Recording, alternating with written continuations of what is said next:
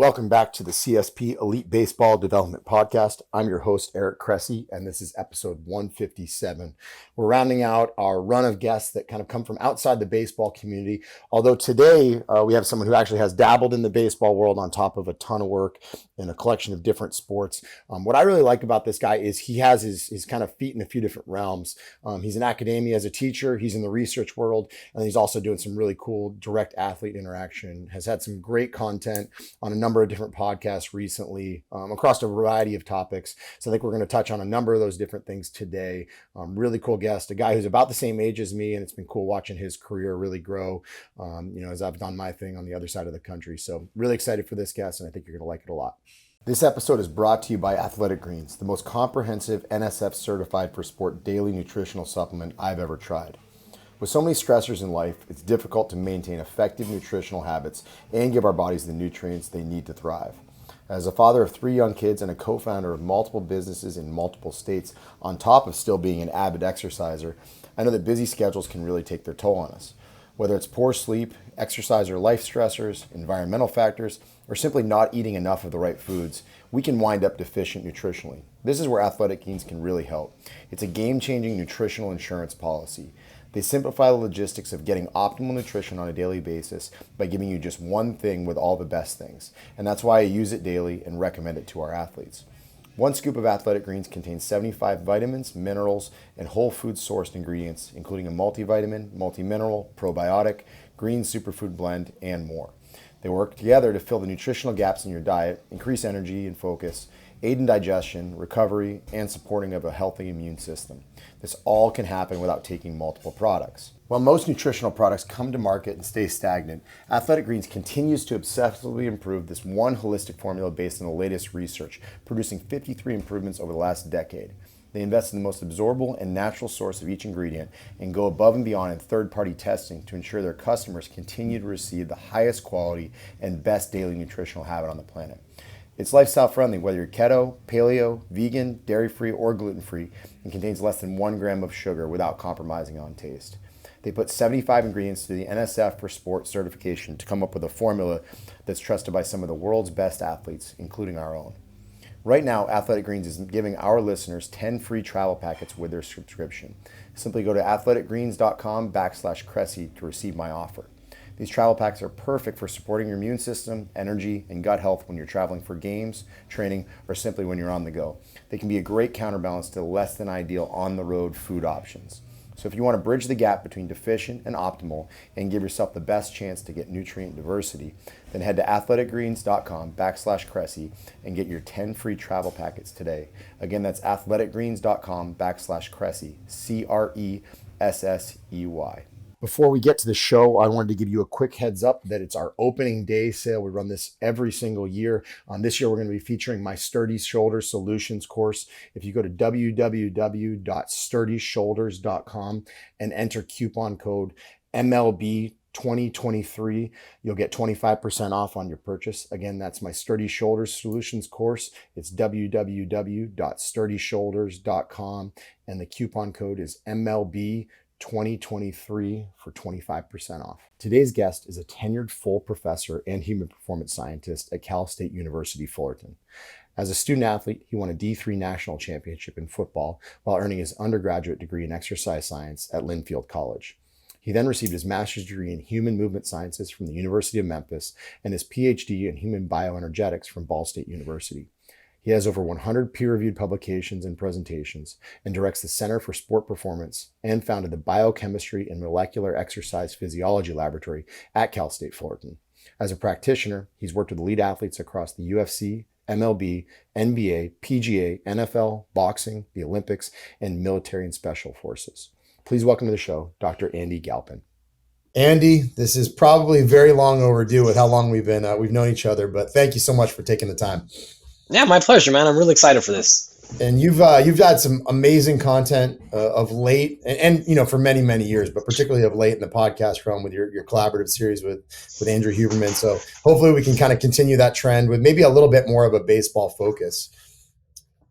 So my first question actually, and I think this is when we originally connected, was you published a book called Unplugged back in 2017. And I love the book in that time, but I didn't necessarily maybe appreciate how predictive it was. So the subtitle of Unplugged is "Evolve from Technology to Upgrade Your Fitness, Performance, and Consciousness," and it was kind of at the cusp of this cliff we've gone off into, like, the world of heavy tech scrutiny of everything we do, from sleep to nutrition to exercise. And I thought you were one of the first guys that really, I mean, you celebrated what was great about it, but you warned against the potential downside. Did you grasp in that time, like, where we would be, now in 2013? Yeah, pretty much, man. I'll have to say, myself and Brian McKenzie, it was Brian's idea. And when he came with it and he said, yo, let's have like a coach and a scientist tackle this together. And I was like, man, that's brilliant. And because he was feeling the exact same things I was feeling from the tech and science side. Yeah, man, I think this is exactly what we predicted would happen. Obviously, we didn't know certain technologies per se coming in, but you never would. It's not the point, though. I felt like you didn't have to be around human performance that long to kind of figure out what was going to happen here. And yeah, I'd say the other major point was, it's not that tech is bad, because tech is not going anywhere. And there's a tremendous amount of benefit. I use it every day in my coaching practice. It's just that there are some downsides, and it's best if you can use it judiciously and take advantage of the pros and just be wary of the cons. There's always cons in anything you do. It's just, having the knowledge that it's there is one of the things that's why we went through with consciousness. Just being conscious and aware that, hey, you're paying this price. It's cool. You still might want to pay it, but just, I want you to know you're paying that. It's the drift is why I always describe it as. It's like, if you skip your warm up one day, then it becomes 2, then it becomes 3. And before you know it, we're like, well, I played great. I don't need to warm up anymore. But I think with tech, the hard part is you find something that may be actually supportive to the training process. Maybe it's a velocity-based training app that you check your bar speed after each set to make sure you're not regressing. But then you realize, well, I'm checking every social media outlet I'm answering emails, and then before you know it, it goes. So my question then is, it's not going anywhere, right? What's the next drift? Where does it continue just to be like, does it starve us of our attention? Like, how does it actually take us even further from where we are in 2023? Yeah, I mean, I can make a whole bunch of arguments on cases like that. So, on personal health, our mental capacity, our attention time. But I actually think just a more sport performance example is maybe the better place to play. One of the things that I talk about a lot is, there is a difference. There are multiple steps in getting better, right? Step 1 is acknowledgement and calibration and awareness. And technology is phenomenal for that.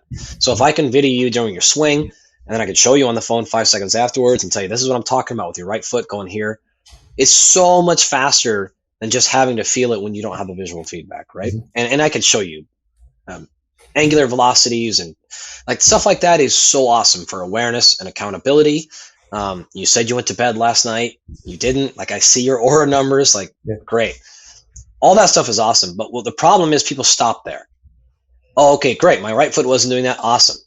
Here we go. What we need to do to really, truly, what we say, own the thing, is to continue to the next step, which is, can you then, as the athlete, recognize and feel that thing without the app telling you? And now we've made the next big jump. It's like, you come back in the middle of after a session and go, what's happening with your swing coach, right? Man, I didn't feel like my foot was moving. Yeah, right, cool, you're feeling it now. Amazing. The third step then is, can you feel it and correct it real time? And now we can make adjustments on your own, right? You don't have to have the app in the middle of the game. I don't have to have a sensor telling me to go drink water. I don't need any of these things happening, because now I truly own that. And all you've done now is best case scenario. You've used a little bit of tech to help you learn your body better. And the major problem we wanted to help people avoid is to not outsource their physiology. You need to insource it. So use those things to learn yourself better, but don't use it to check out of your own brain and go, well, the tech is going to take care of me. It will never, no matter what. And I'm telling you, I've been around $100 million tech companies, hundreds of millions of dollar tech companies, like billions at this point. They still have no idea what's happening in your physiology any better than what your brain does. And so sometimes you don't see that connection, and tech can help you, but the end goal has to be that. It has to be you finally learning your own physiology better. It simply should not be outsourcing. Yeah, and they're not motivated to create less dependency, right? It's like food companies that engineer stuff that's sweet, salty, crunchy, like all the above to hook you in. Like, we look at social media apps; they want you to be more engaged. They want you to spend more time because it's how they monetize it. And the same can be true of a lot of these health and fitness apps. Is they want to create that level of dependency where they don't feel like you could like sleep in a hotel for a night and not necessarily know what your specific data was. Totally, man. I mean, it's not even like nefarious. Some point it is, but it's also like objectively in front of your face. If you work with any of these companies, the back end is like when they're creating the user experience, it is how much can we keep people in there? Even if they feel like they're doing it for a positive benefit, they feel like the more time you're in our app, the more healthy choices you're going to make. And they really genuinely do feel like it's better for your health. It doesn't matter. The end result is still always how much time can we keep them in the platform. So it's, again, I don't want people to think it's like we need to go leave our phones away and just like live in nature. That's not the answer. Yeah. And it shouldn't be the goal. It's not at all. These things can have a positive benefit, but just acknowledging and recognizing those things are happening, and to not stop at step one on that process is, I guess, the quick summary of that book. It's funny because we actually had one of our long-term athletes just retired after a lengthy big league career. And he saw it. I think he made his debut in like 2010, 2011. And so he saw the changes over the course of time where, it started out as like these really engaging team environments and all that stuff. And, by the end of a career, you walk into the locker room and it's 26 guys all just staring at their phones in like total silence. Like if there wasn't music playing in the clubhouse, it would be completely awkward. It's amazing how it has actually happened where it totally impacts not just like the training process, but the camaraderie that drives a lot of those interactions that takes it to a higher level. Yeah, that's a whole other thing, man. That's especially with the team sports. It's one thing with our fighters and our golfers and stuff. It's like, who really cares, right? They check their phone and then ideally they go see their family or whoever their social connection person is while they're traveling. But when you're in team sports, dude, it's a whole thing about like, like you remember like playing sports, man. Like I played college football and like the locker room afterwards or at halftime is like, you're there going over stuff, either like celebrating, man, that play you saw, like that was so, and like you're just reliving and ingraining that moment in, or it's like, yo, we got to get this thing figured out. What's going on here? Like that now is just like, boom, right to the check. No, hold up, let's watch that film tomorrow because like I like. It's just gone. So it's truth. It's very extrinsic as opposed to intrinsic. Like when it was intrinsic, it was you're part of the team. Like we all either won or lost, and we were motivated by our allegiance to that collective goal. And it does change pretty substantially. You hinted at it a little bit, but what I think is cool about your world, and I probably started with the wrong question, but that was I think a good lead in is, you spend time in academia, you teach, you research, and then obviously like you have direct athlete interaction. And we're kind of in the middle of this like podcast run of guests that aren't just in baseball. I know you do work in baseball, but you hinted at golf, you hinted at MMA, you've been in football, and I think that's maybe a good chance to like kind of jump into like, how did you wind up here? We'll get into the nuts and bolts of athlete preparation, but there are a lot of people that never leave academia. They stay there, they write grants for research, they teach forever, but they never really get that true real world application. And Duncan French is a good friend who I actually went to grad school with, and he was a recent guest and we talked about it. I'm curious, like, how did you get to that point? Were you always there and you used the college realm as an avenue to support it? Or did you come back to it, after you'd spent all that time researching, teaching? That's funny. I was just with Duncan yesterday. Yeah, he's great. Yeah, amazing. Out here, who's at this special invite event thing. Yeah, man, I'd say like the funny part is, a lot of people will see me from the outside, I guess, credentially and think like, well, scientist, but like my soul is not there. Mm-hmm. That's not how I identify myself in these things. It's like, that's part of the thing I do, but performance is always into the game. So I played every sport growing up. I mentioned I played college football, and, I remember going on like recruiting trips out of high school, and it was like, what do you want to do academically? I'm like, man, I want to do this like human performance thing, but this is like 2000. Yeah. Right. So you're just like, okay, so here's athletic training. And I'm like, no offense. No, like, I ain't taping ankles for a living. Like, no chance. Right. And then it's like, well, I guess there's like this public health thing. And I'm like, blood pressures? Like kinesiology wasn't like even really a thing. And if it was very much public health. And so I'm just like, I don't want to do any of these things. But it's fine. We had an exercise science program, but like it was exercise science. It was not sport science, like at all. Physical activity, stuff like that. Okay, fine. So that was cool. So I was very, very fortunate. there, and I was able to get a spot working basically corporate wellness at Adidas headquarters because they're not too far. I'm from the Northwest. So I went there and I was basically personal training, if you will, for a few months. And the executive team was like, I'm cutting a bunch of stories like super short here, but they were like you don't want to be here. like, like this is not. Well, they had just done a deal with Mark Verstegen at the time. And, Mark had Athlete Performance open. That was the only facility like it. There was no Cressey Sport Performance yet. Like these things they weren't around. So they're like, why don't you go down there? So they like sent me down there to Arizona, and I was like, cool. And I trained the athletes just interning with Mark for like 5 months. And it took me a couple of months to realize, man, I don't want to be a full-time strength coach either. I just, there was so many things I didn't like about it. So many. So I went back. I was fortunate actually, and I got my master's at the University of Memphis with Andy Fry. Yeah. Who's a legendary, lifetime achievement award winner. And actually the NSCA was what started all this stuff, because the program I came from, I could have told you, honest to God, I could have not told you the difference between a master's and a PhD when I was an undergrad student. Mm-hmm. I had no idea. Like I did not know what any of these things were. And I had no concept you could be a scientist in like human performance. Mm-hmm. No concept whatsoever until I went to my first NSCA event and I saw Andy Fry's poster, and he was, going over a study where he took muscle biopsies and did 1 rep maxes, 10 a day for 10 days straight, and look at beta adrenergic receptors in response to high intensity overtraining with squatting. And I was like, what is this? This is like incredible.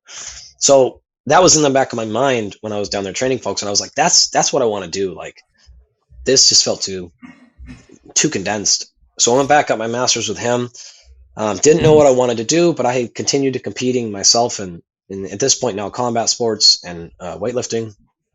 And my friend Doug Larson, those guys at Barbell Shrugged, opened up their first gym. So we had like still athletes coming in, just like local, like amateur athletes basically, but like you're still training people and you're in the gym. So I'm like running assays in the morning and then like lifting and then fighting people and punching each other and like going back and running more assays. Like that was my life for 2 years. And then I'm like, I don't know really what I want to do. So I just want to learn more about muscle and performance. I don't care. So I sought out what I thought was doing the most important muscle research, not really in performance, honestly, but just like their technical skills were the best. Mm-hmm. And my vision was like, if I can take that stuff and then come back and bring that to performance, then I'll have a knowledge of sport performance that most don't have, but certainly plenty do. A knowledge of muscle physiology that most don't have, but nobody had both of these things. And so I spent my 4 years getting my PhD in muscle physiology stuff, directly with the intent of saying, now I can take this stuff and apply it to a population or an outcome that no one else is. And then as soon as I was graduating, my friend actually, who had gone to the same school as I did, and actually was a doctoral student at the University of Connecticut with Bill Kramer, because I was deciding between Kramer's lab and this other one for my PhD. And I interviewed with this guy, and years later, he had gone to Cal State Fullerton with Lee Brown. And he said, I'm leaving, and Lee Brown wants to bring in somebody that can do muscle performance and muscle physiology stuff. And I was like, yo, so it was a very short interview process, and it was like, boom, that's the job. So when I got here, I told them like my intention to come in is I'm going to still work with athletes and I'm going to do research. And I built my labs. I got that going. It wasn't long before word got out of like the pro athletes in the area that I was here. And so it just started there. And 12 years later, I've worked with like very directly professional MVPs, Cy Young winners, Hall of Famers, all pros, NBA, NFL, the number one player in the world right now in 4 of the big sports in America, highest paid players, like all the same sort of crews. So my lab still publishes and keeps going there. So yeah, like this is my life now is doing both of these things simultaneously. So to go back to your original question, I know I'm probably getting long here, but I never felt like a scientist that needed to be here for the sake of science. It was like science, if it's going to enhance human performance. And really it's just like, here's a budget in a lab where I can go learn things so I can be better than everybody else, so I can work with better athletes. Like that's really what it was about, like, to be honest. So it's honestly, I think it's really cool. You and I aren't far off in age. I graduated high school in 99. No, we're like almost the exact age. And I can tell you that because I remember like very vividly many, many times In fact, I think the specific phrase was, uh, I speak at the speed of a chipmunk on Adderall Yep, that's or me. amphetamines or something like that. ADD on amphetamines, something like that. That's Because I 1,000% me. remember being like, "Geez, this guy, like, he's my age, and like he's up here speaking, and I'm in the crowd." And everyone was just so jealous of you for so many years because it's like, dude, this guy went to the same programs we were in, and he's 2 years out of his master's, and and just yeah, man. So like, you just crushed the world Come on now. so I fast. appreciate it. But you know what I was going to say is, you remember when you got to grad school, right? Like for me, it was '03 to '05. And people don't realize back then, all the research up until probably 5 or 6 years before we got to those points, it was all aerobic exercise, right? It was Totally. everything to do with like preventing chronic disease traits. Like we were still like dealing with some of like the Cooper Institute stuff with aerobic stuff. And where UConn was exciting is, I mean, Dr. Kramer, I want to say I was like one of 2 or 3 master students that got in that year out of like 350 applicants. Is everyone wanted to work with Dr. Kramer, not just because he was a wonderful guy and he was phenomenally brilliant, but because he was one of the first guys that was actually talking to strength coaches. Like, we had Andrew Hootie there, who was a great mentor to me, Chris West, Tina Murray, they're all over doing amazing stuff, but they would actually just be able to walk upstairs at Galpin Pavilion and get feedback. That didn't happen elsewhere. Like it was very new. And now obviously you talk about Keith Barr's work with respect to tendon research. Like nowadays, the accessibility to brilliant people in academia who actually like have an understanding of the application, it's better than it ever was before. I mean, we talk about what's bad with technology, but like it's given us way more access to expertise to really like, if you have a question, to go get it answered. Man, it's funny because just like last week, I was doing this media thing, and they asked about how um, coaches are 20 years ahead of scientists and like all these things, and I was like, "Is this 1999 again? Like, are we Yeah. like that's you're not in it? Like, nobody who's in these fields like says and thinks those things because like I can name you 100 people. The same thing, whether it's my students like Ramsey Ninjam, who's our former master student, is now like they're okay. These aisles are crossed and have been crossed, man, for a long time. Like when people say that, I'm like, you're not really in the field, are you? Like that's not how it works anymore because like the strength coaches are so good now, like so good and so smart. And they're doing But it many younger decide, too. Yeah, they're for better or for worse. Right? Sometimes they come in and they've been exposed to really high level principles, and there's not the foundation to understand like how everything fits together. But you're right, you are seeing more of like the 25, 26-year-old stars who have really grasped it quickly and can. yeah. They didn't have it as hard as we did. No, man. But like, here's the thing: is like I feel like our generation is the generation, right? Where Yeah.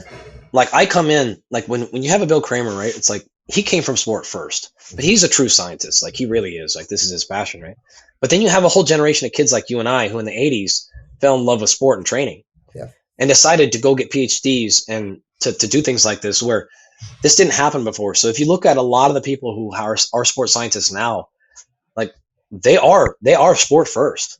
Mhm. Like, this thing is gone. Like you just don't really survive in our world anymore of not like, oh, you're not in the gym. Oh, you're like this, you're a scientist, but you've never been in the gym. No, they are. They're probably training athletes right now. Like they're probably Yeah. strength coaching in their lunch breaks.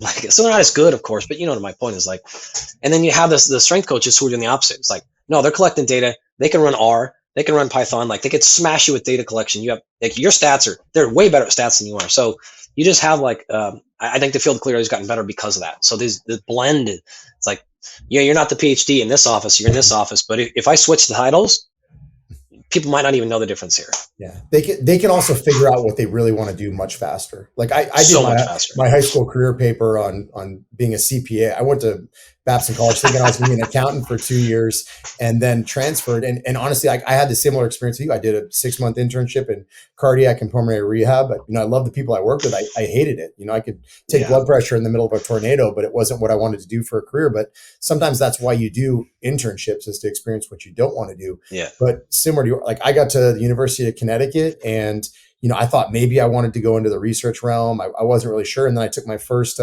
organic chemistry class with 250 undergrads. Like I don't think I came within 100 yards of my professor that semester, and I realized like this is not it. And then I found the weight room and I fell in love with it. But nowadays the awareness of what's out there, the opportunities to go out and like sample things are so important. So we get a lot of like, not just like players, but also like students that listen to this, like you got to go out and experience it. There's no excuse to be like 25 and not have really like any semblance of like what's out there in your career, what you could go do, because there's so much awareness online. Yeah, totally. Yeah, I completely agree. There's still I preach this so hard to my kids. Like there's nothing that'll make your career go better faster than doing a physical in-person internship. Yeah, 1,000%. Paid or not, that's a whole different discussion. But like, even if it is not the thing you want to do, and like I told you earlier, I skipped some stories. Part of my stories was actually that too. Like I got actually that Adidas job because one of our faculty said, "Hey, we want to do this like clinical wellness thing on campus. I want someone to like take blood pressures of people." And I was like, "All right, I'll do it." They're like, "Oh, do you know how to take blood pressure?" And I was like, "Nope." Like, "Are you interested in this?" I'm like, "Nope." But I sat out in the rain in Western Oregon, like taking blood pressures of college kids walking on campus, and nobody came by, and it was awful. I didn't have any interest in doing it, but my point in life there was like, yo, like it doesn't matter, like do anything. Like you're learning more about health, like you're learning more about this is only going to like push you somewhere in the right direction. Like 6 months later go by, she goes, yo, one of our alumni works at Adidas. She called down and said, do I have any rock stars? And like I thought of you because you did all that thing for me. Like you boom. So like my opportunity there in sport came directly because of that thing I didn't want to do. And so the mentality in that age should just be like, it doesn't matter. If it is like tangential to the tangent, do it. Because like you just have no idea. So just take that chance. I discovered that by accident. Actually, ironically enough, my last day at UConn before I left, another student, who will remain nameless, it was not a faculty member, told me, you'll never be anything in this field without a PhD. So it always stands out in my head. So the world has changed dramatically in terms of the options for young coaches / researchers / students. So anyway, man, we sidetracked, but you hinted at just the expansiveness of your work, right? Golfers, NBA, you name it. And I'm a big believer in looking outside our own sport to figure out how we can actually improve in a more specific realm. You've done a ton in MMA. I know that's probably the one you see the most on social media, but what do you think the biggest lessons baseball players can learn from your work across all these disciplines? Like what are foundationally universal across all these different disciplines? Yeah, I think the first thing that always jumps out to me is physiology is physiology. There's sport, there's technique, there's skill coaches, and that's all unique to the thing. But physiology is physiology. So markers of recovery, markers of performance, this is like, it's almost irrelevant to the sport. So if we can get your global physiology functioning at the highest level possible, you can then deploy that however you want. But those things are core. This is one of the reasons why we approach our systems the way we do is like we want to dial in that first, and then now you can go use that however you want. So, I mean, I can talk more specifically about that, but that's the general picture I try to tell people is like when you come in, if you're an MMA fighter or you're a professional boxer, yeah, like the movement assessment might be a little bit different. But the honest reality is I'm not doing that probably for you anyways. I'm not world class at that. Like you're world class already. Let's find someone world class at that. But the rest of the stuff is like what we do, and we're going to handle all those things. And so the core of understanding how to get your body to peak and perform at the right day, at the right time, whether this is, once every 6 months in the case of our fighters, or whether this is every 6 days in the case of our pitchers or whatever, then that's a different thing. Fine. But it's still figuring out how do we track and figure out what works for you and then keep you on an extremely complex system or an unbelievably simple one, depending on your unique characteristics. So I just had this discussion yesterday with one of our athletes, and he basically came back and was like, yo, I know I actually asked for all this, but I'm starting to think maybe like you should start telling me no. Like, oh, okay, that was really introspective. He had like done a lot of thinking. And the reason is, like, I use this analogy. You can kind of think of people as bakers or cooks. And you're like, what do you mean? Like the difference between baking and cooking. Well, baking is chemistry, right? If you go to like bake a cake, you can't just like throw in, how do you say, baking powder or baking soda? Either one's cool. How much? Tablespoon, teaspoon, doesn't matter, throw it in there. Like that, you end up with nothing. Yeah. If you're cooking, you can. It's like, what's there? I don't know, put oil, put some meat, put some vegetable, put some cheese or fat in there. Like, it'll be fine. The hot sauce, it will be good, right? So when you have communication with individuals, you need to keep that in mind. Do they need just like rough guidelines? A little bit of this, a little bit of that, a little bit of that. If you give a cook baker instructions, you're going to cause anxiety. It's too restrictive. It's too tied down. It's like, whoa, I didn't have time for that. So then like, I don't know what to do. Like you're killing me here. Like, just give me that. If you give a baker though, cook instructions, they also get anxiety because it's not enough information. There's too many questions. Like, Yeah. but you didn't cover the thing. Was it 6 almonds or 8? I literally this example. It's like 8 almonds or 6 almonds. You didn't tell me. It's like, I don't care if you're 16. Like, like this is nowhere close. It's like, cool. In those cases, yes, I said 6. You do 6? Yeah. Oh, thank God, because you didn't do 8, did you? No, I didn't do 8. Okay. Oh God, because 6 is what we want. Okay, great. Like, who cares, right? So it's just simple things like that of saying, all right, what's the first thing we're trying to cover is how much type of information are we going to give you, and then how are we going to give that to you, and then the actual program doesn't matter as much as if you catapult yourself from day one. Like if the type of information coming in is just blowing the whole system up, the system won't even matter. So those are the things I think are jumping true between all sports, and because I've worked in I think 14 now, like very high level pro sports at this point, it's just not different. And I will say that the last little piece here is I'd say the same exact thing for our female athletes and male athletes, because I get this question a lot. It's the same answer. Yeah. It doesn't matter, man. It's just about the person. Yeah. It's not like women do this more than men do this. It is a person to person difference. So just treat that person like a different person. And if they happen to both be men, great. If they happen to be in the same sport, great. None of those matters. It's just about you as an actual human and getting your physiology correct and getting your communication correct and getting your style correct and all those things for you. That's all that matters. I think there was like you hinted at it there is, you've got to be healthy physiologically before high performance even matters, right? Like, yep. It's very easy to go for all these sensational supplements or training initiatives or nutritional changes or anything like that. But, everything kind of starts with a baseline. And I'm jumping ahead to maybe another question I have, but, biomechanical assessment, it gets a lot of love in the baseball realm, right? We have high-speed cameras, we got Crazy Biomechanics Lab, all that stuff, and it's phenomenal. But I'm not sure that these like true physiological assessments really get the attention they deserve. More specifically, I'm scrutinizing our blood work with athletes now more than I ever have. I'm shocked at how many like professional baseball players have, triglyceride to HDL ratios of 5-1. It's like shocking. You're 28 years old and you literally could have a heart attack and die on the field. I'm curious, you deal with these athletes, right? I'm sure you've dealt with 350-pound offensive linemen. I'm sure you've dealt with, 16-year-old gymnasts that are, super slight and, meticulous what goes in their body. What are the things that you're looking at the most when you scrutinize blood work? And also, I think, having been around professional baseball for long enough, there's a wide range of what actually gets assessed on these spring training blood works. Like, some people get vitamin D, some people don't. Some people get like a classic lipid panel. I know, Peter Attia has been, really, really, I guess heavily, he's heavily scrutinized. Like creatinine levels is not really a great indicator. Like, what are the things that you think matter on those big blood panels? And then, when an athlete has the resources, where do you think they should, go and look deeper if they're really interested in it? Okay, there's like a trillion things I want to say about this. I'm going to try to organize myself. We always say this. People try to, they have this idea that if you think about like weight loss, what? I'll be right back in a second here. They think I have to lose weight to get healthy. When the reality is you have to get healthy to help yourself lose weight. Yes. Okay. Same thing for performance, man. Like you added all those things in, nothing is ahead of your physiology. And blood chemistry is by far the most scientifically rigorous and actionable thing you can do. Now, I have not been in contact with any pros, and I've had a lot of conversations with GMs in the last year, owners, things like this of company, NFL teams, Major League Baseball teams.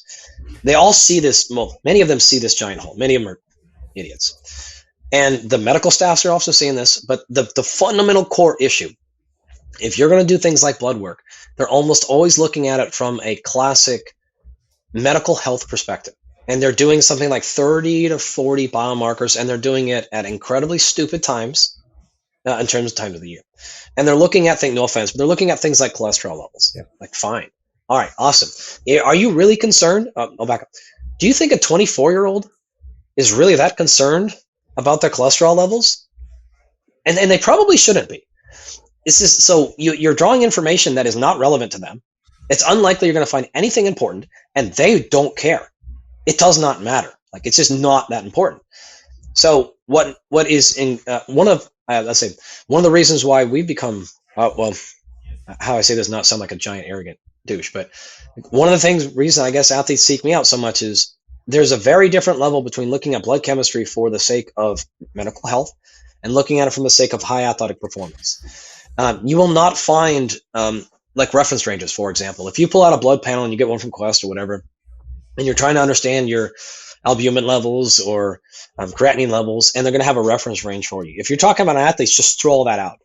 Those reference ranges mean absolutely nothing. So when that thing flags you high or low, it's totally useless, completely useless for an athlete, because there are known reference ranges that are both in the scientific research as well as in our database, right? And we've done thousands of athletes now, and I could just tell you better ranges of like, no, you want to be there for high performance. There's other ways we can indicate, we can calculate a whole bunch of things from basic blood chemistry. That's very scientifically evidenced that medical doctors they don't have any grasp of, and they shouldn't. Like it's not a slight at all. Like again, this is like medical versus high performance, and so number one, like you can gain an unbelievable advantage from just having an understanding of high performance blood chemistry. You probably need to venture out past 30 blood markers, and I don't really generally care about most of the ones they care about. Creatinine is a great example. Like I can track that right along with blood or muscle size. So like that is just going to move up. When you mentioned that, we've got 5 all pro or Pro Bowl rather offensive linemen this year that I'm working with. I can tell you where their creatinine levels are going to be after 5 days of rest. Like it's irrelevant. And now it's not totally irrelevant. Tell me a lot of things, but there's a lot of stuff you have to be able to then cross-reference that to myoglobin concentrations, to AST and ALT, to start figuring out whether anything's going on there, or you've just basically measured, because AST and ALT will do the same thing. Like that's a direct measure of muscle mass. People don't realize that. Like that's exactly what it's telling you. Yeah. And so you're just like, all you did is found out the guy's big. Amazing. So you have to be able to put those things in true context. And when you do that, you can really start to understand what's happening. We just had this actually with another, call him basically number one in the world in a totally different sport I haven't mentioned yet. Big one. And it came back and is like, man, I think I might be dehydrated, blah, blah, blah, blah, blah. Like we're having a hard time getting him to do some fluids. And we're able to show a whole bunch of markers in blood of acute and chronic dehydration status. So it's not like you were dehydrated that morning. We can differentiate those things. So there's a ton of power we can have there. And if you look at somebody like my guy I work with a ton, Dan Garner, he's made a legendary career of these things, like just getting athletes to break world records and do tons of stuff from basic blood chemistry. And there's 100 people I can give you examples of. There's so many. So man, I could go on and on. I'm going to lose myself in excitement here, but yeah, there's so much value there.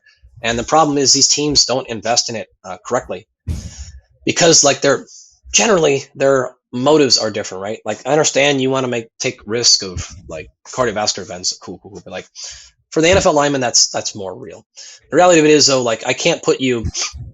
I have a 115-pound UFC fighter who's going to be fighting for world championship, female. I cannot put you in the same reference range as our 330-pound all-pro center. Like I can't do that. But a medical doctor would have no choice to sort of do those things. So there's just, there's a lot of that is also honestly the same battles you fought 15 years ago, where you're like, this guy's not a MD, blah, blah, blah. You're like, I'm telling you, this is how the shoulder should move. Mm-hmm. And then 20 years later, it was like, oh man, well, you've done it so many thousands of times. Now they like start to have a hard time arguing. Like that's sort of where we're at on our side of it, because there's no standard place you can go to grab these values unless you work with someone like me or Dan or Ben House or Tommy Wood. Like there's only a few of us that can really bring these things in context for high performance. So yeah, it's tough to get. So I don't know. I'm just blabbering at this point. But no, there's a question. Where would you begin? All right, let's say you're a double-A baseball player who was drafted, made a little bit of money, you're signing bonus, and you actually want to invest in this. Is there a way to move the needle by advocating for yourself with your team doctor, or is it one of those things where you're better off not even going through that path? Like, are there low-hanging fruits by looking at vitamin D, looking at some of these magnesium levels, essential fatty acids? Like, so you would begin beyond just the normal cursory panel. It's hard to answer. So, for example, if you take serum magnesium, like you're basically wasting your money. You can't tell anything from that marker. So like that one, just throw out, like almost directly. You can't tell anything about that. It's a terrible. It's good for other stuff, but if you're actually trying to understand like your magnesium status, it's not going to tell you. It's the same thing as if you're trying to understand like your lead, if you have heavy metal toxins or something. You can't tell because 99% of lead's going to be stored. It's not going to be in serum. So you're going to have unless it's like you just had exposure to it.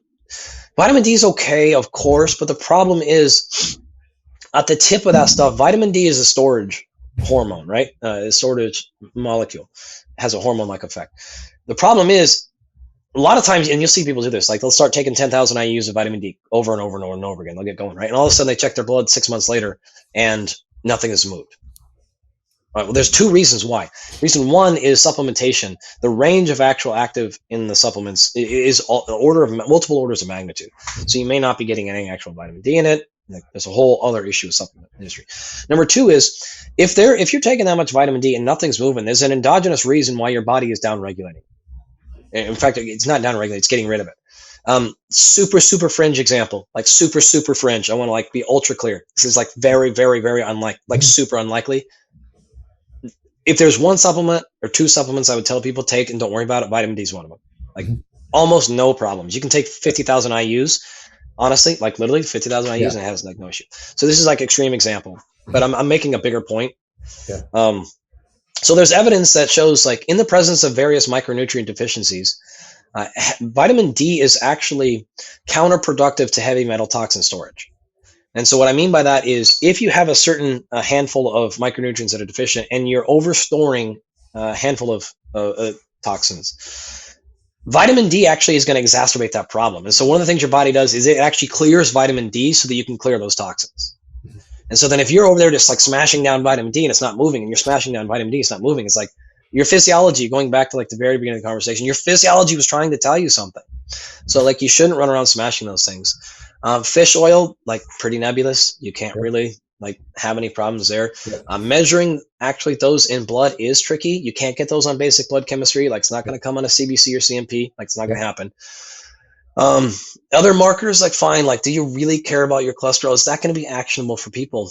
Now, those are actually, there's a couple of those that are actually fairly good inflammation markers. So you can tell a lot of that. But if you don't know those things, like you're not going to get it. So this is a roundabout way of saying like, generally it's not that helpful. Yeah, like it's really not that helpful. It takes you down the wrong path too, as you start having conversations with for sure 27-year-old players around statins or something like that, which we obviously know have some big concerns from a muscle soreness. The jury I think is still out a little bit on with respect to tendon ruptures and all that too. So there's a lot of big conversations that need to be had. Well, like that's like when you get into baseball too. Like this is a whole different thing now. Like a whole different thing because we're playing a game of like now versus then. Yeah. So my recommendation is like there's still no harm in getting those things done, right? Especially if your team's providing it, advocating for yourself more. What I would recommend is CBC and CMP. Those are the two words to recommend. CBC, CMP. Ask for those. Those are more expensive than the general. Like a lot of times you'll see guys get it's like 20 markers. They're like, wow. And it doesn't even have basic vitamin D. So get all those things done. Vitamin D is one of the ones that is most actionable. Generally check with your doctor. I'm not a medical doctor. I can't give advice, but I'm not worried about creatinine, especially if you're on creatine and you're bigger and you're training, like unless it's like skyrocketed and you're in rhabdo, some things like that. Those things I'm not worried about. If you collect properly, iron is a good thing to take a look at. And one of the reasons, like a thing here is iron is hypertoxic. So you got to be careful about that, especially in men. Like it tends to be excessively high. And so one of the problems is a lot of multivitamins come with iron. Yeah. And so this may be actually something that you're actually cutting yourself in the shorts a little bit with. And so just switching out and looking on and choosing another multivitamin that doesn't have iron is probably a quick fix. So that's probably one that's like relatively effective to check out. You can actually look again, it's not that hard to actually dive into the literature. If you look at the CBC CMP, and you'll see things like white blood cell count, and that's broken up into its different components, lymphocytes and basophils and eosinophils and stuff. And you can actually see like very clear relationships between if you have something like a pollen or a dander in the air that's messing with you versus an allergic reaction to a food you're eating. Those can actually be gleaned pretty quickly off of those panels. And so that is like fairly actionable stuff that you can get, or if you have an acute bacterial infection or like something like that. And your medical doctor should be able to differentiate those things. If they don't, like that's tough. But those are like very, very like those are not extreme fringe things. We're scratching the surface. I think more importantly, it's reminding people to be advocates for themselves, to ask harder questions and and really understand their own physiology. Well, I think here's the advocate part, man. Like you should go to your GM or your A&R, whoever like it is. I always call them A&Rs, like whatever your player rep is, right? Like that's my hip hop coming out. Like however you need to get it to, right? So whether it's the best player in your team or it's your agent or whatever, and you need to be pushing on the GMs to have people like this in as a part of your organizations, whether this is an outsourcing consult or this is just an in. So you have your medical doctor that's looking over your MRI scans and all those stuff, but then you need to have a high performance advocate as well. That's the advocate, because you're not going to be able to do it yourself on these things, but there are plenty. I mentioned a bunch of them. Like there's plenty of people that can do these things. Some are medical doctors and they're just actually in this space. Or not, and that's the spot that needs to get filled. And it's a difference between medical prevention versus high performance optimization. So that's the advocacy I would push for. And if enough guys in an organization are pushing it, it's funny, and there's parallels. My wife's an optometrist, and Anna is always, it blows her mind when she sees like the vision screenings that take place, and pretty much across all levels of professional sports. And there's parallels, is that oftentimes like team doctors might not be up to speed on the more modern options in terms of contact lens and how much better the technology has evolved over the last couple of years. So it's like if you look at some of the data on that, so this is something I've been dealing with a little bit because of in the world of baseball, obviously it makes total sense, but in the world of golf, actually it makes a big difference, because if you have a small decline in contrast in your vision, it throws off your reading of the green.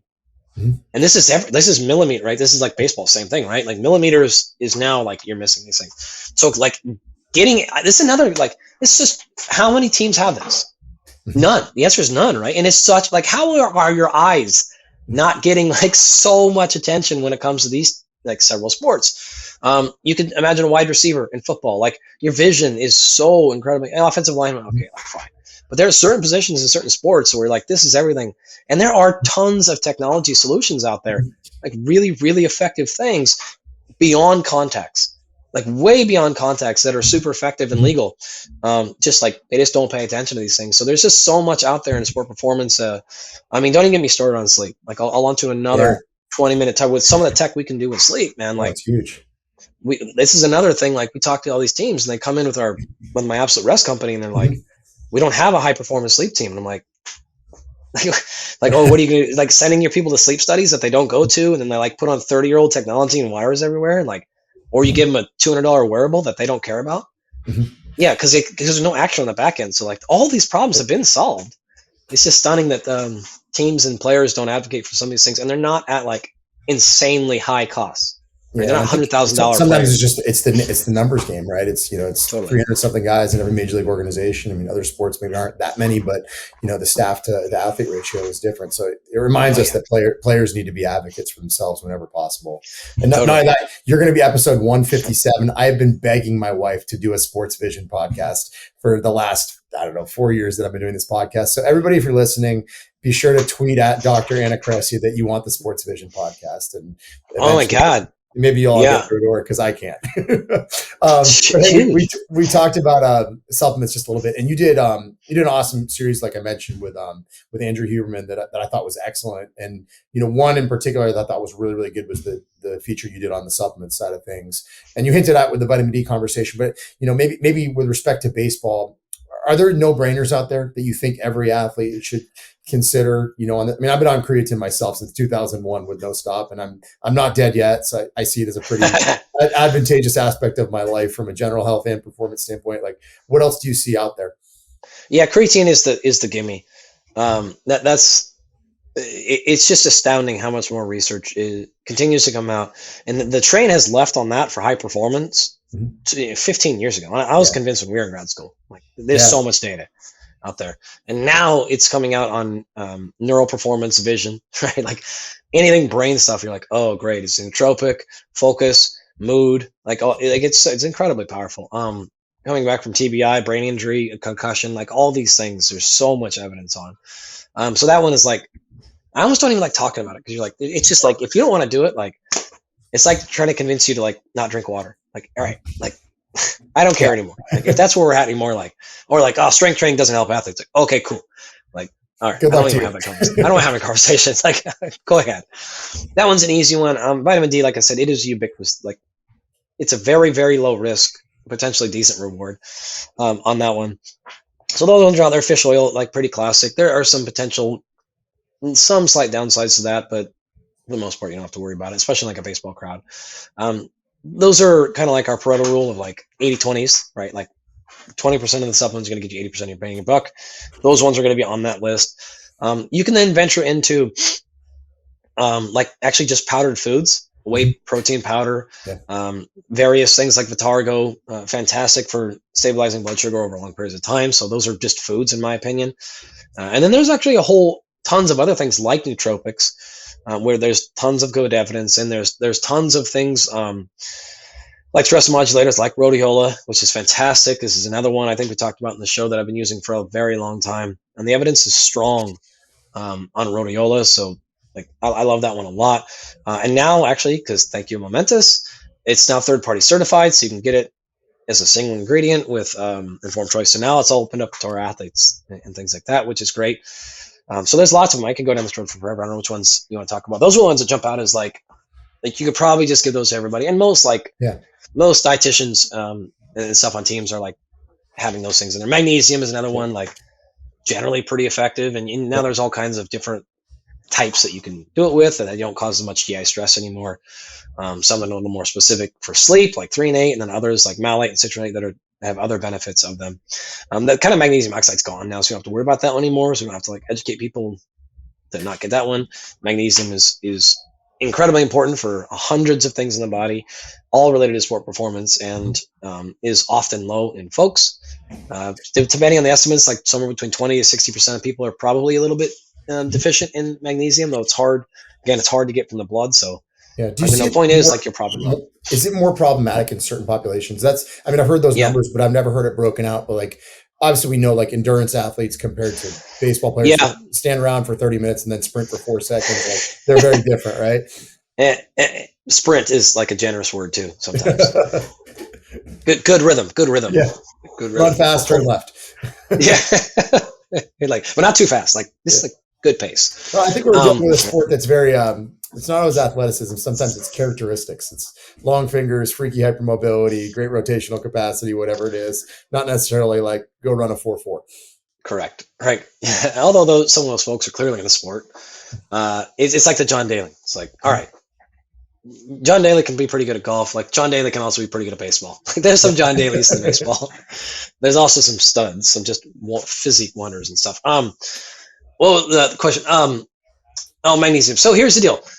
When you sweat, the vast majority that's coming out is salt, right? And that salt is sodium and chloride. That's the overwhelming majority. If you continue to sweat tons and tons and tons and tons, you start to then lose small amounts of magnesium. Mm-hmm. Well, if you're in a sport that does that routinely and you're outside in a hot environment, now your actual magnesium levels start to matter. If you are a baseball player in the sun all day, okay, maybe.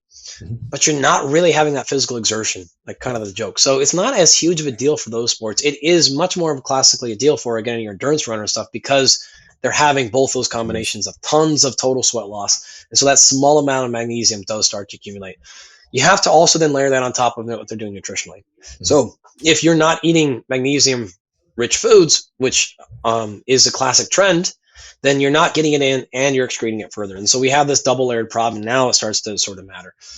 Baseball nutrition is not the worst sport I've ever been around, but it's not the best either. It's definitely a mixed bag. Yeah, it depends where you go. It depends on the organization, big time. And it depends on the athletes and the age and their income and things like that. But it's better than basketball. It's better than basketball. That sport's terrible. You won't meet a major sport who's worse behind in all these things. I was always blown away in my time around basketball. It's gallons of like Gatorade Powerade per day. It's astounding how much sugar water goes in. Amongst like other bad habits. So that's it. But it's a kind of a free win there. Again, there's very little downside potentially to normal uses of magnesium, so you don't have to worry too much about it. Yeah. It's honestly like a general part of a huge majority of the people we work with. Like you're going to get almost certainly going to get some magnesium because there's low risk to that. So let's build on maybe the earlier conversation when we were kind of talking about with the tech world, but I mean, baseball's changed dramatically over the last 15 to 20 years. The average player is, exponentially bigger. Obviously players are evaluated differently. The game is played differently. We see new injury trends. Obviously the new rule changes that are going in are going to change the way the game is played as well. Based on what you see across maybe the entire health and human performance landscape, how do you see the next couple of decades playing out, both in big picture and then also in maybe more specifically baseball? How are athletes going to change between now and 2050? Yeah, this is actually a really fun question. So you have a couple of things um, that are looming. So on one hand, you have really cool um, motion things that are happening. Whether you want to call this biomechanics, fine, right? But now you can look at things like, yeah, the specific instance of where you put your finger on your. It's not just velo anymore. It's not spin rate anymore. Now it's like, okay, those are two small components, but there's other stuff you can look for. But because of where machine learning is at, you can actually run hundreds of thousands of simulations on your own physiology. So imagine going in and having your hand 3D image, right? And then you go through some throws and you put it out there, right? And now all of a sudden you put those data back into machine learning and they run hundreds of thousands of simulations and come back and go, yo, this is how your curveball should go. That would take us like decades of work and playing and trying to like figure it out. So that is like right now available for a lot of folks. You can just start running simulations. You can do the same thing. I don't know if you're familiar with the digital twin. No, what is it? So digital twin is basically this idea where we can go in and capture you, including your not just your movement, but your actual internal physiology. Replicate a digital twin, run hundreds of thousands of simulations on you, and figure out how the magnesium would have worked. Did you respond better to citrate or malate? We can run what dosage. We can run all these experiments and really come back and have answers and going, yo, like this is where you need to go. So you don't have to just like try it and see. So all that stuff is very, very much around. I don't remember the time domain you just gave for that question, but like this is in the next few years. The digital twin is something that I've been working on for a very long time, and it's like almost there. I actually just saw some stuff on it this weekend. Getting closer, and there's also some things we've played with on our end to do stuff. So that is there. Personal physiology, like what we do, is like we still do it in a clunky way, if you will. So we're taking 500 biomarkers. We're taking urine, stool, saliva, and a ton of blood. And then that actually comes back kind of like manually to Dan Gardner and myself, and then we have to do it ourselves. But that's like we have software that's almost done. That's going to be able to like automate that, like almost pretty immediately, in a high performance perspective. So those things are going to be super capable. And then it's just a matter of time between now and Theranos being real. So in the sense of like, can we come in and do a finger stick? And you've seen a number of companies. I know a number that'll do. I know a bunch of professional teams that'll do either saliva every week and get almost real-time feedback of interleukins and things like that. And there's problems there, but you can do the same thing with finger stick and get almost instantaneous inflammatory markers. And I've actually been doing this with Major League Baseball player for 5 years now, where we take urine, saliva, and blood every day. On the road every day, 365 days a year. So we have like years of these data. So there's just like a lot of cool things that can be done. And those technologies I mentioned now, like there's some downsides to them. It's not about these companies. It's just about like, clearly this is going to get solved in the next, pick your time frame, 3, 5, 10, I don't know, but it's going to get solved, obviously.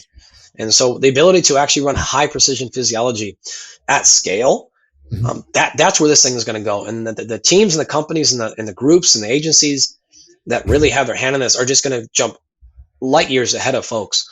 The other one that jumps out is athlete diagnostic of like prospect analysis. And so we've gone through this with the military for their like tier 1 special operations folks. So we've gone through this with NFL teams and stuff going, yo, help us at the combine.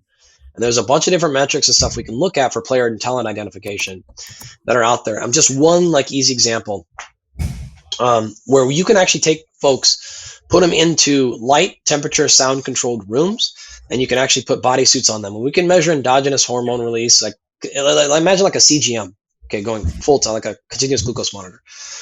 We can actually measure brain with one of the. We actually have an earpiece. We can put in measure brain stuff, and you can wear it just like an earpiece all day. We can measure like high detail precision of how you're sleeping, exactly what's going on in your environment, what's in the air. We can measure what part of your bed you're on, like everything that's going on, and just like solve sleep solutions like that because the high precision stuff we have. You put people in this room, and then you can expose them to like very, very realistic VR. And so you can basically run them through either like a simulated game. So you could actually have them stand in the box and throw pitches at them and see how they happen. But you can actually, it's not just seeing how they hit, you're seeing what's happening physiologically. And then you can do crazy stuff, like you can drop the floor underneath them, right? They feel like you're falling in air, and you're going to see how people respond to stress. very quickly. Now there's like a bajillion problems with all this, like right in the current day, like a bajillion. We're talking years out.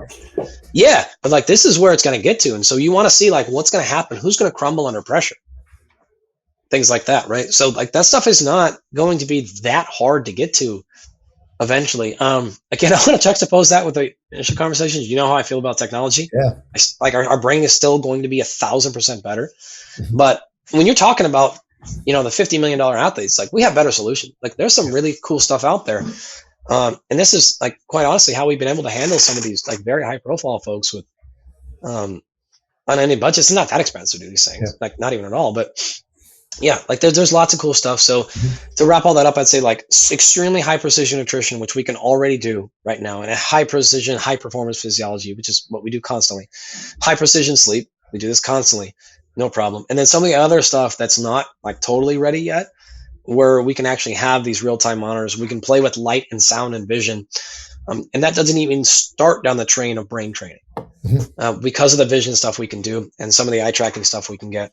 You're talking about glasses, just like glasses you can throw on, and you can get in like almost instantaneous real-time diagnostics of brain function, brain speed, concussion, like TBI. Like we can diagnose those things like immediately, and then put all kinds of high performance solutions on them. So that's the future, man. That's where we're at.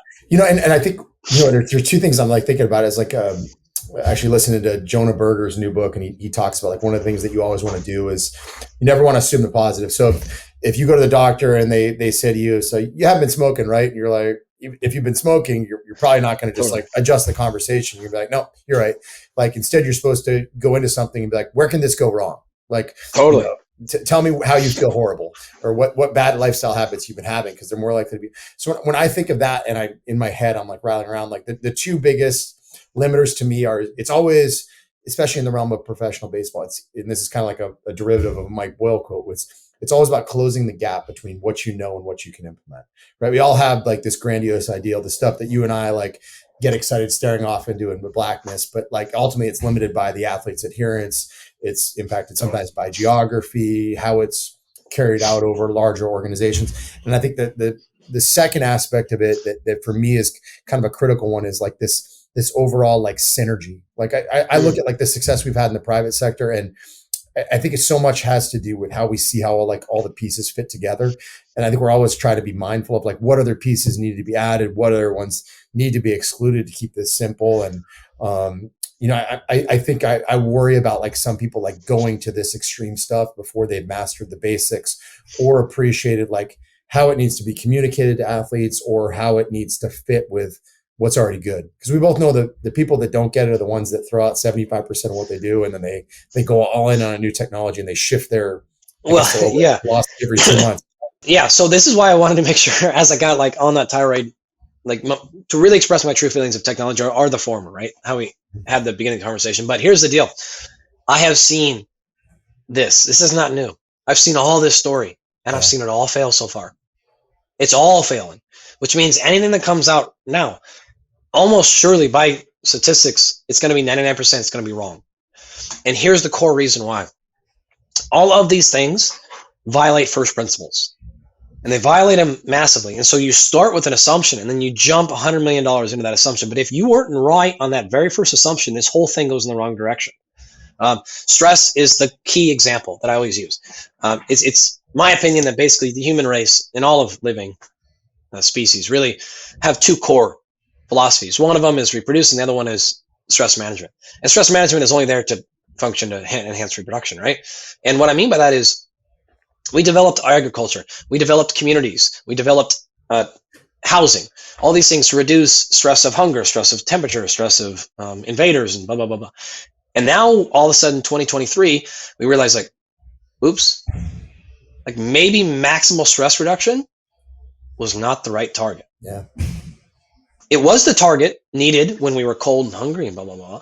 But now what we're seeing is a cataclysmic issue of stress reduction. And so now we have to re-engineer stress in our life by doing things like choosing not to eat foods when they're in front of us, which we never had to do, right? By choosing to go do this extra hard thing, by choosing to go move. That's like pain in the ass part of our day when it's like you have to go engineer some physical exertion back in your life, right? These are all fake things. We have to engineer friendship so we have social connection. We have to engineer, make sure you call your friends, make sure you do all these things, right, to have social. So we have to put these things back in our lives. And the same story is going to run true with this technology stuff. It's founded on some assumptions. The assumption is you want your glutes to work more. Oh, and then so we're going to develop a $100 million technique that maximizes glute contraction and a suit. Oh, are we sure that was actually right? Did it need to happen? Oh, maybe actually now we're out of sequence. Now the guy just lost 4 miles an hour on his velo. Like 1,000 things. Like, yeah, you've been a part of the symmetry conversation for 20 years. Like maybe perfect symmetry is not the target. So now 100 examples I can give you, right? So you have to always be careful of what's the core first assumption, first principles that they're working on. And are we sure that's the right thing? Are we sure we want to minimize inflammation? I know the answer. The answer is no.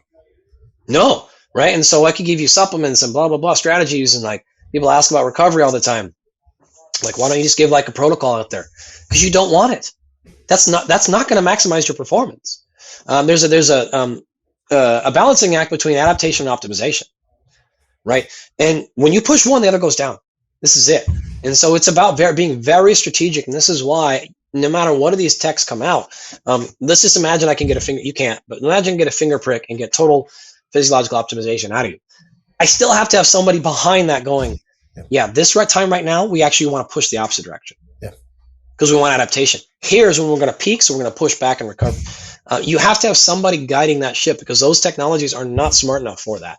Not even close. And so it's always going to come back to that. And the last piece I'll add to this is why I'm actually extremely excited about coaching in the next 20 to 50 years. Because as we move past this stuff and technology and machine learning does take over, it's my opinion, the more expensive part now is going to be flipped. And it's going to be your personal time, right?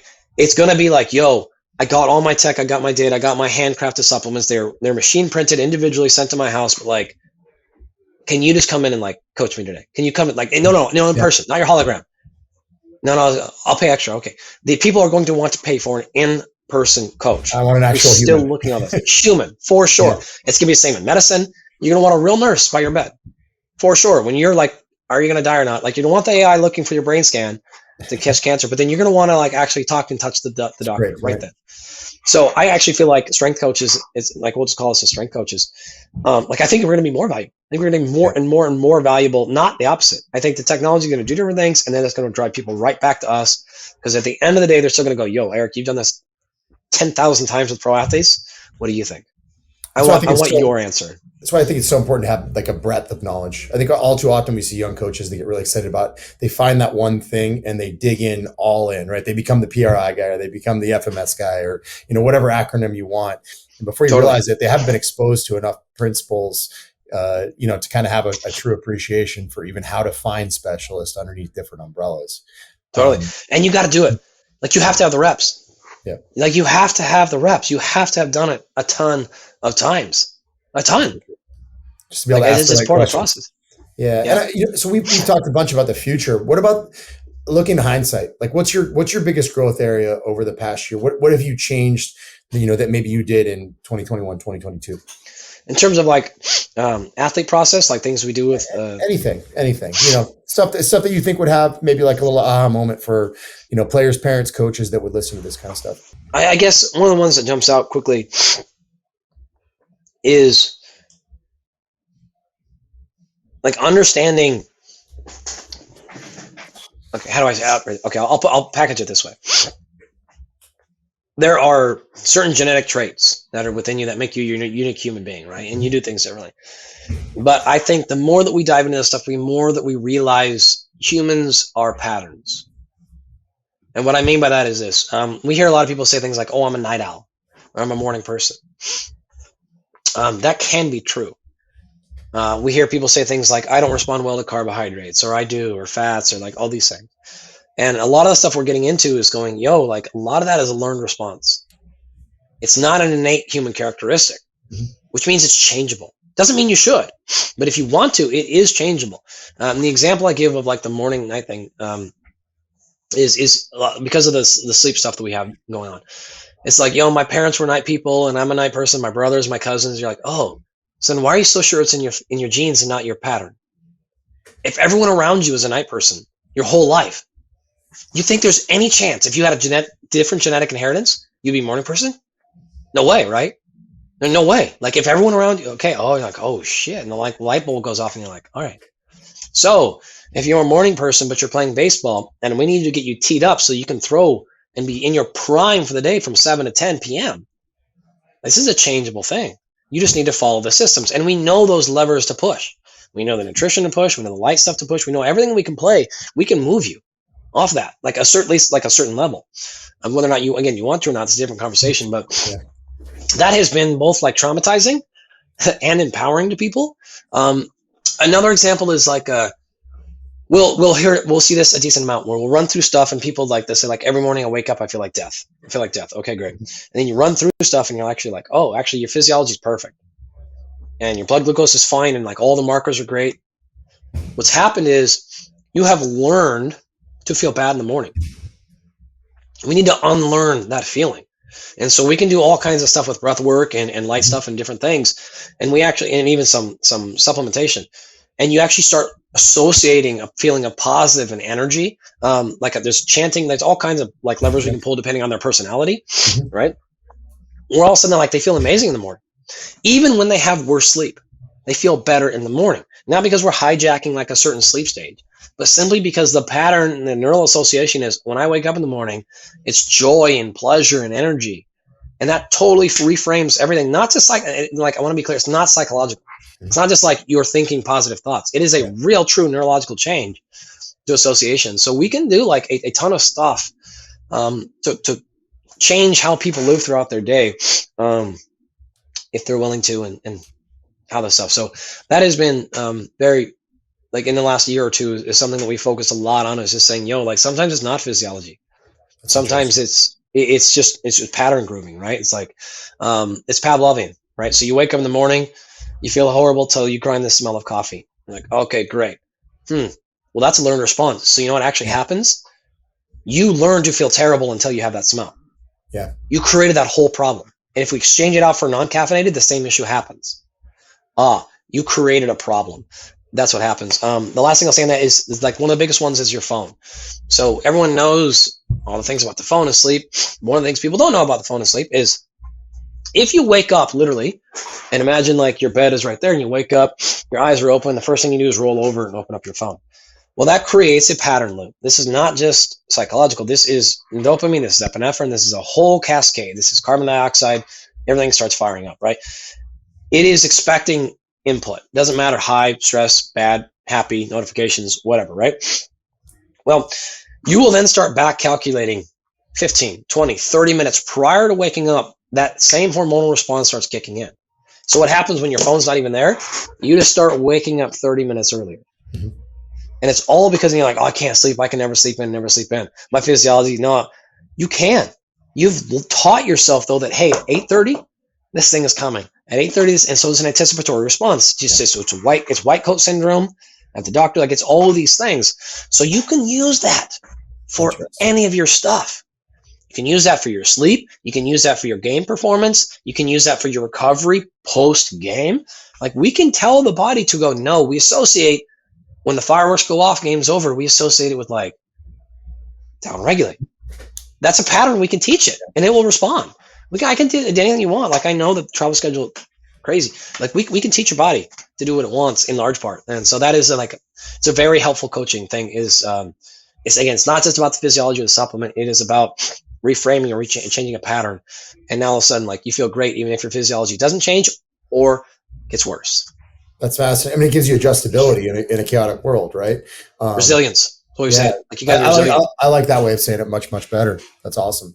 Well, because like with our baseball guys, whatever, game goes, it's rain delayed 2 hours. Now you're pitching the next, you got to be resilient. And what we don't want to do, and this is like the last thing I'll say, like we don't want to make people super precious. This is the way Laird says it. Like I don't want you to be a liability. Where like you have to have your special 40-minute routine every morning, and you have to have your 20-minute warm up, and you have to have you should be able to perform perfectly no matter what the circumstances are. And we will develop that resilience, not persistence. So precision used to make resilience, not precision made to make sensitivity. That's incredible, man. This whole thing was outstanding. We've gone over an hour, and I appreciate your time. Really, really good stuff. Folks can find you. It's andygalpin.com, and then your Dr. Andy Galpin on both Twitter and Instagram. And you were very active. You always provide a lot of great material and contribute to the body of work. Hey, man, I've learned a lot from you for a long time, and it was cool to actually sit down and pick your brain with a lot of things that were rattling around mine to get some answers that I wanted selfishly too. Yeah, you got it, man. I say the same back to you, man. You're the OG here, not me. So you've been around for a long time. Well, thanks for taking the time. Appreciate it, man.